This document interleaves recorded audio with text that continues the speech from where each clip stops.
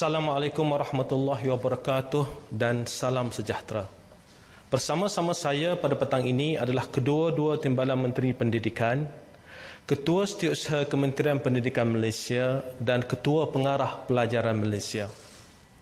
Jika saudara-saudari masih ingat, dalam sidang media pada 15 April 2020 yang lalu, saya telah menyatakan bahawa tarikh pembukaan semula sekolah akan diumumkan sekurang-kurangnya 2 minggu sebelum sekolah dibuka.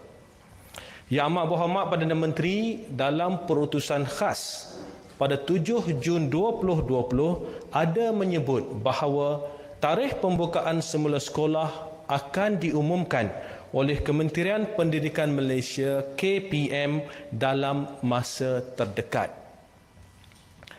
Sebelum kami memaklumkan tentang tarikh pembukaan semula sekolah, izinkan kami memperincikan persiapan rapi yang telah dibuat oleh pihak KPM bagi memastikan keselamatan dan kesihatan murid, guru serta seluruh warga sekolah diberi keutamaan apabila sekolah dibuka kelak. Sebagai persediaan, KPM telah menyediakan garis panduan pembukaan semula sekolah, garis panduan pembukaan semula sekolah. Gerak kerja bagi penyediaan garis panduan ini telah bermula pada awal April 2020.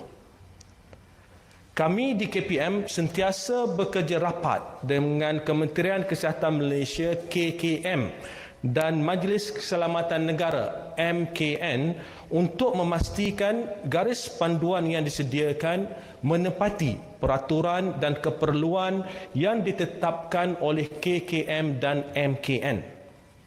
Garis panduan ini terpakai kepada semua sekolah kerajaan, sekolah bantuan kerajaan, sekolah swasta dan mana-mana institusi yang berdaftar dengan KPM. Sekolah yang tidak berdaftar dengan KPM juga disaran menggunakan garis panduan ini. Untuk makluman semua, garis panduan ini telah mendapat pengesahan daripada KKM. Di samping itu, keboleh laksanaan garis panduan pembukaan semula sekolah telah dicuba di 12 buah sekolah di bawah KPM dan 8 buah institusi pendidikan swasta pada awal Mei 2020. Saya bersama-sama Ketua Pengarah Kesihatan, Ketua Pengarah MKN dan pegawai-pegawai kanan kementerian telah mengadakan lawatan ke beberapa buah sekolah untuk melihat persiapan pembukaan semula sekolah berdasarkan garis panduan yang telah disediakan. Berdasarkan penilaian yang dibuat, pihak KPM, KKM dan MKN berpuas hati dengan keboleh laksanaan garis panduan tersebut. Oleh itu, KPM telah mengedarkan garis panduan ini pada 4 Jun 2020 sebagai panduan kepada semua sekolah supaya persiapan rapi dapat dibuat sebelum sekolah dibuka semula kelak. Seperti mana yang pernah saya maklumkan, pembukaan semula sekolah akan dilaksanakan secara berperingkat. Sebagai permulaan, pembukaan sekolah hanya melibatkan kelas-kelas peperiksaan awam, iaitu Sijil Pelajaran Malaysia SPM, Sijil Vocational Malaysia SVM, Sijil Tinggi Persekolahan Malaysia STPM, Sijil Tinggi Agama Malaysia STAM dan peperiksaan antarabangsa yang setara. Saya pasti ibu bapa tertanya-tanya bagaimana keselamatan anak-anak apabila sekolah dibuka semula nanti. Jangan bimbang. Kami yakin dengan kerjasama guru ibu bapa, guru-guru dan anak-anak dalam mematuhi garis panduan yang telah dikeluarkan, anak-anak kita dapat hadir ke sekolah dan mengikuti pembelajaran dalam keadaan yang selamat. Dalam hal ini, kami amat berharap agar ibu bapa atau penjaga dapat memastikan bahawa anak-anak yang sihat sahaja dihantar ke sekolah. Sekiranya ibu bapa atau penjaga mendapati anak-anak tidak sihat atau bergejala seperti demam, batuk, selsema, sakit tekak dan sesak nafas, tolonglah jangan hantar mereka ke sekolah. Sebaiknya bawalah anak-anak ini membuat pemeriksaan kesihatan yang sewajarnya. Saya ingin kongsikan serba sedikit gambaran awal pergerakan di sekolah nanti. Apabila murid sampai di sekolah, guru-guru bertugas akan memeriksa suhu badan mereka di pintu masuk sekolah. Pemeriksaan suhu badan juga akan dibuat kepada guru, warga sekolah dan individu yang mempunyai urusan dengan pihak sekolah. Sesiapa yang mencatatkan suhu badan melebihi 37.5 degree Celsius atau bergejala tidak akan dibenarkan memasuki kawasan sekolah. Setelah pemeriksaan suhu badan dibuat, murid perlu mengikut laluan pergerakan yang telah ditetapkan untuk menuju ke kelas masing-masing. Sewaktu di sekolah, murid akan diingatkan untuk sentiasa menjaga kebersihan diri, terutamanya amalan mencuci tangan dengan kerap. Contohnya, apabila murid tiba di sekolah, pada waktu rehat dan juga sebelum meninggalkan sekolah. Di dalam kelas nanti, meja-meja akan disusun pada jarak 1 meter. Secara umumnya, kapasiti maksimum untuk sebuah kelas dengan mengambil kira penjarakan sosial adalah tidak melebihi 20 orang murid. Namun begitu, untuk ruang yang lebih besar seperti dewan sekolah, kapasiti tentunya lebih tinggi. Bagaimana pula keadaannya pada waktu rehat? Tentunya ibu bapa membayangkan anak-anak bersesak-sesak di kantin. Jangan risau, waktu rehat adalah secara berperingkat. Di kantin nanti, makanan dan minuman akan siap dibungkus.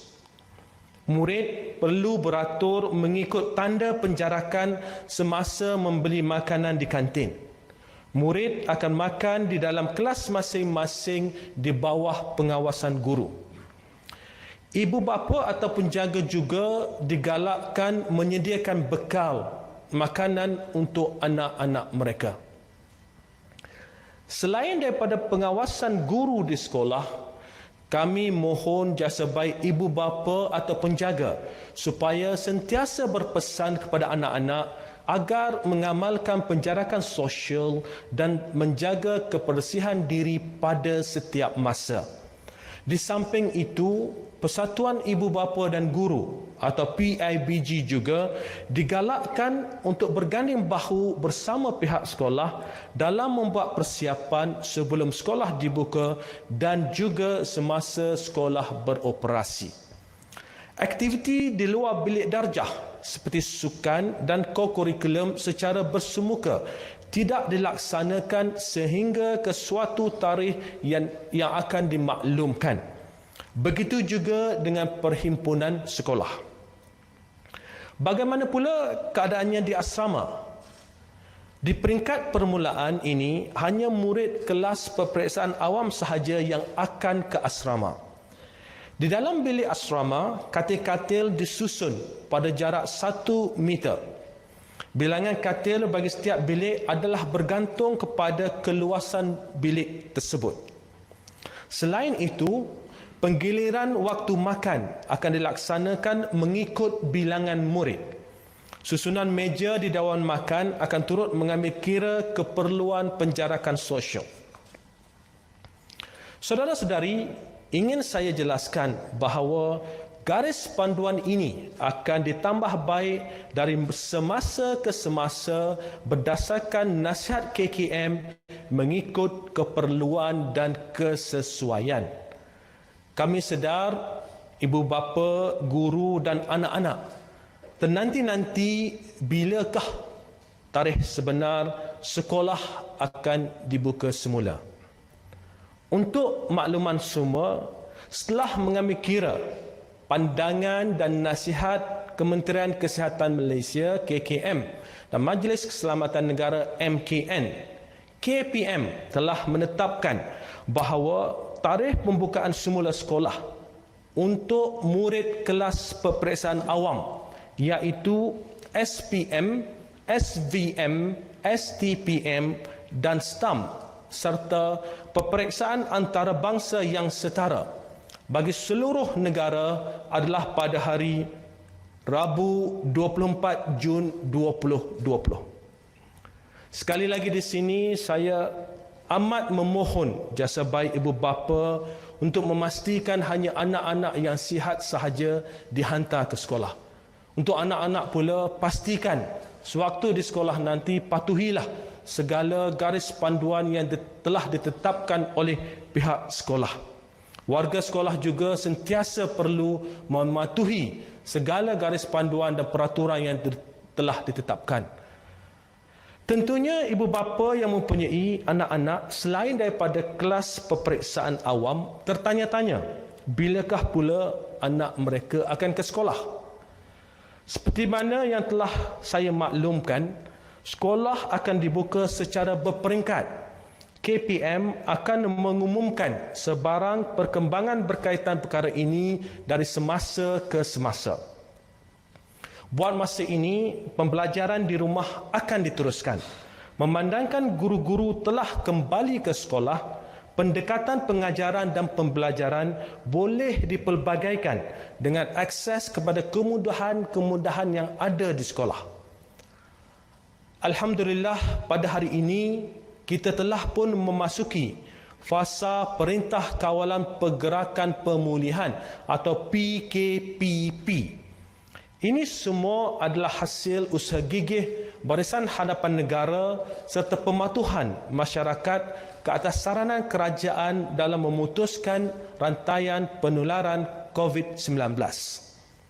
Kami di KPM amat berharap agar pembukaan semula sekolah mulai 24 Jun 2020 ini berjalan lancar bagi membolehkan anak-anak dapat meneruskan persekolahan dalam keadaan yang selamat. Apa yang penting, kita semua perlu terus patuh kepada arahan dan saranan kerajaan.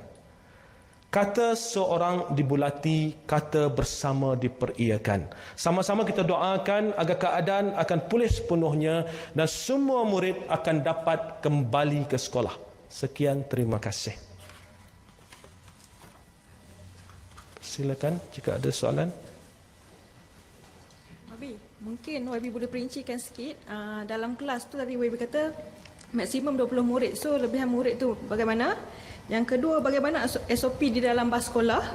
Dan yang ketiga, adakah pihak sekolah akan mewajibkan pemakaian topi muka? Sebab WHO sangat galakkan sekarang pemakaian topi muka itu sendiri. Okay, ada 3 perkara di situ. Pertama sekali, jumlah maksimum murid-murid dalam kelas. Ini ada sedikit kekeliruan. Ada yang kata 18, 17 dan sebagainya. Asasnya adalah mesti ada penjarakan sosial dalam kelas. Itu asasnya. Maknanya jarak di antara satu meja ke satu meja yang lain adalah 1 meter.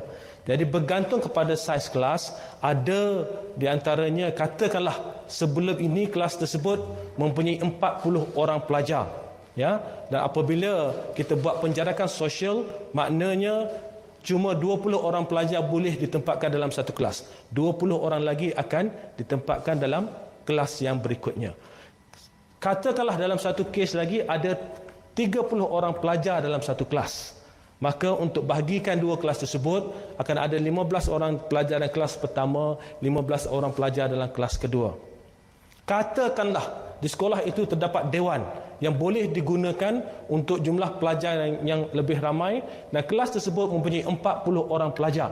Makanya pelajar tersebut 40 orang boleh berada di dalam dewan tersebut dengan syarat meja-meja disusun dalam jarak 1 meter.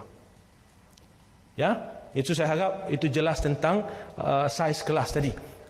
Yang kedua, berkaitan dengan pemakaian pelitup muka seperti mana yang disebut tadi, digalakkan oleh WHO, dan dalam garis panduan ini kita sebut berkaitan dengan keadaan bila yang mana guru akan memberikan pelitup muka kepada pelajar, khususnya apabila pelajar berada di sekolah dan ada gejala, tiba-tiba nampak pelajar ini tak sihat, ada gejala. Dalam konteks tersebut, guru akan bekalkan kepada pelajar tersebut, pelajar yang bergejala ini, pelitup muka. Dalam konteks lain, seperti mana yang kita tahu, WHO digalakkan, dan jika ibu bapa ingin memberi pelitup muka kepada anak-anak mereka, kita tiada halangan. Dan seperti mana saya sebut dalam pernyataan tadi bahawa garis panduan ini akan ditambah baik dari masa ke semasa. Kita sentiasa berbincang dengan pihak KKM tentang apakah kaedah yang terbaik berdasarkan kesesuaian pada waktu tersebut. Jadi itulah dalam konteks pelitup muka tadi. Seterusnya berkaitan dengan SOP bas sekolah. Untuk makluman, pihak Kementerian Pengangkutan sedang memuktamadkan SOP ini dan akan dibentangkan di mesyuarat menteri-menteri, dan seterusnya apabila diluluskan, pihak Kementerian Pengangkutan akan membuat makluman sewajarnya. Silakan. Assalamualaikum Doktor. Saya tanya, untuk sekolah-sekolah yang akan dibuka semula ni, ada tak macam proses sanitasi harian ataupun mingguan akan dilaksanakan? Dan untuk pelajar, guru yang akan buat saringan kesihatan akan cek suhu kan. Ya. Jadi untuk pekerja-pekerja ataupun mereka yang terlibat atau yang berada di dalam sekolah, contohnya macam pihak kantin ataupun yang pengawal keselamatan, mereka ni bagaimana? Adakah turut akan dilakukan saringan kesihatan, dan siapa yang akan buat saringan kesihatan tu? Okey, pertama sekali soalan berkaitan dengan sanitasi tersebut, tempat-tempat yang selalu disentuh, seperti tempat pegang tangan, tombol dan sebagainya akan disanitasi di sekolah. Itu merupakan satu ada dalam SOP kita. Tempat-tempat yang pelajar-pelajar sentiasa sentuh, itu risikonya agak tinggi sikit, dan akan disanitasi tempat-tempat tersebut. Berkaitan dengan pemeriksaan suhu, saya sebut tadi bahawa sesiapa sahaja yang hendak ke sekolah akan diambil suhu mereka. Itu merupakan SOP kita. Sesiapa sahaja, tak kisahlah mereka pekerja kantin ataupun kadang-kadang supplier atau pembekal yang ingin membekalkan ke sesuatu, masuk ke kawasan sekolah. Sebelum masuk ke kawasan sekolah, suhu mereka akan diperiksa. Right?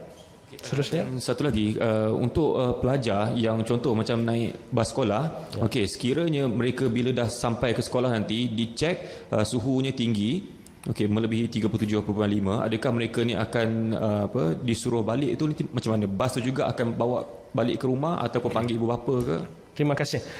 Pertama sekali, terutamanya dalam konteks pelajar yang naik bas sekolah ataupun pelajar yang berjalan kaki ataupun pelajar yang naik basikal, mungkin dalam keadaan tersebut suhu surface temperature mereka lebih tinggi. Jadi dalam konteks tersebut, kalau kita cek pelajar-pelajar ini suhu mereka lebih tinggi dan tak nampak gejala yang jelas, maka pelajar ini akan diberi tempat duduk sejukkan diri terlebih dahulu sebelum kita ambil suhu sekali lagi.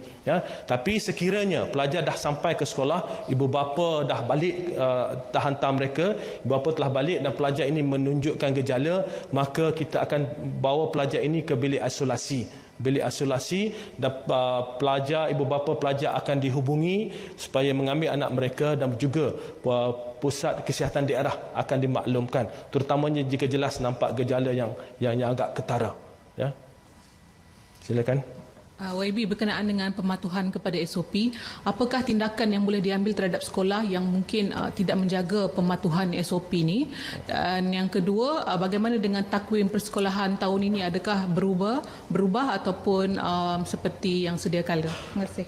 Okay. Pertamanya berkaitan dengan pematuhan SOP. Untuk memastikan SOP ini dipatuhi, pihak kementerian telah maklumkan kepada pihak Jabatan Pendidikan Negeri dan juga pihak PPD supaya membuat pemantauan terhadap sekolah-sekolah. Kita sekarang ini telah memulakan pemantauan terhadap sekolah-sekolah, dan saya juga telah meminta kedua-dua timbalan menteri serta pegawai kanan kementerian untuk turun ke sekolah tanpa memberitahu sekolah. Untuk pengetua dan guru besar di luar sana, untuk guru-guru, insya-Allah ada peluang kami akan singgah di mana-mana sekolah. Bukan tujuan apa, untuk memastikan bahawa semua sekolah bersedia.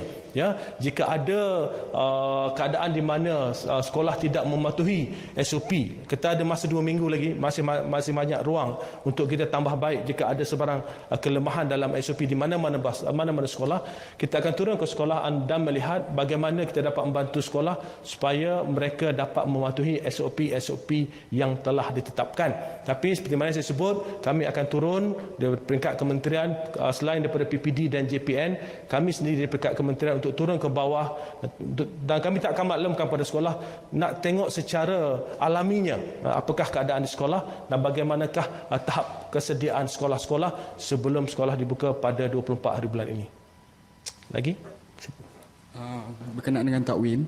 Takwim. Okey, tadi tak jawab. Okey. Berkaitan dengan takwim ini, kita sedang meneliti dan menganalisa, dan insya-Allah jika ada terdapat sebarang perkembangan, kami akan maklumkan kepada semua pihak dalam masa yang terdekat, ya. Sebab kita dah sekarang ini kita tahu sekolah akan dibuka pada 24 hari bulan. Kita akan buat penelitian dan kajian, dan sampai masanya jika perlu ada sebarang pengumuman baru, saya akan maklumkan. Seperti yang kita sedia maklum, bulan 12 adalah tempoh orang kata sekolah bercuti. Ya. So adakah berkemungkinan sekolah akan dibuka pada bulan 12 bagi memenuhi keperluan pelajar-pelajar ini untuk orang kata catch up balik dia punya pembelajaran? Okey. Seperti mana saya sebut tadi, kita sedang meneliti, ya, sebab sebelum ini kita tak tahu bila tarikh kita nak buka sekolah ni, ya. Apabila kes-kes, kita lihat kes-kes COVID semakin berkurangan dan pihak KKM memberi lampu hijau pada pihak KPM untuk membuka sekolah, maka kita dah ada satu tarikh yang bahawa sekolah dibuka pada tarikh ini, dan sebab itulah kita sedang melihat bagaimana keperluan untuk menyusun semula takwim tersebut. Dan seperti yang saya sebut tadi, insya-Allah dalam masa terdekat kita akan umumkan sama ada kelas atau tidak dan sebagainya, itu akan diumumkan dalam masa terdekat. Ya, terima kasih. Untuk guru-guru pula, adakah semua guru-guru terlibat perlu datang ke sekolah ke macam mana, ataupun guru-guru yang tak terlibat tu tak perlu? Seperti mana kaki tangan kerajaan yang lain, kapasiti kaki tangan kerajaan sekarang telah hampir pada 100%. Semua guru-guru akan kembali ke sekolah. Semua guru-guru akan kembali ke sekolah. Sebab itu saya sebut tadi dalam kenyataan saya bahawa apabila guru-guru ini telah berada di sekolah, maka kaedah-kaedah pengajaran itu boleh dipelbagaikan. Kalau perlu membuat cetakan dan sebagainya, boleh dicetak di sekolah, boleh diedarkan kepada ibu bapa mungkin boleh ambil soalan di sekolah dan sebagainya. Kaedah itu akan lebih meluas, ya, apabila guru-guru dapat kembali semula ke sekolah. Sekurang-kurangnya, berapakah jumlah sekolah dan pelajar yang terlibat pada sesi kali ini? Dan soalan kedua, waktu sesi persekolahan ada perubahan ataupun masih kekal sebelum PKP? Okey, saya jawab soalan kedua dahulu. Waktu persekolahan itu, sekolah ini waktu mulanya dan waktu akhirnya akan diadakan secara berperingkat. Cuma masanya kita akan maklumkan dalam masa terdekat. Tujuan untuk kita adakan pembukaan sekolah pada waktu masuk ke sekolah dan waktu balik ini secara berperingkat, kerana kita khawatir sekiranya ibu bapa mengambil keputusan untuk menghantar sendiri anak-anak ke sekolah sebelah pagi. Kalau tidak dilakukan secara berperingkat, maka di sekolah itu akan agak berlaku kesesakan. InsyaAllah kita akan umumkan pukul berapa dalam masa terdekat. Kita akan umumkan pukul berapa peringkat pertama, pukul berapa peringkat kedua masuk, dan pukul berapa peringkat pertama balik, dan pukul berapa peringkat kedua balik. Itu kita akan jelaskan dalam masa terdekat. Ya. Ada lagi? Okey, jumlah sekolah. Jumlah pelajar. Ya, jumlah pelajar adalah seramai 500,444 orang. Ini termasuk pelajar SPM, SVM, STAM, STPM dan pelajar peperiksaan antarabangsa. Jadi lebih atau sekitar 500,000 orang pelajar, melibatkan sekolah menengah kebangsaan sebanyak 2,440 buah sekolah menengah dan beberapa ratus buah sekolah antarabangsa. Itu jumlahnya. Ada lagi? Ada? Jika tidak ada, saya ucapkan terima kasih kepada semua. Assalamualaikum warahmatullahi wabarakatuh.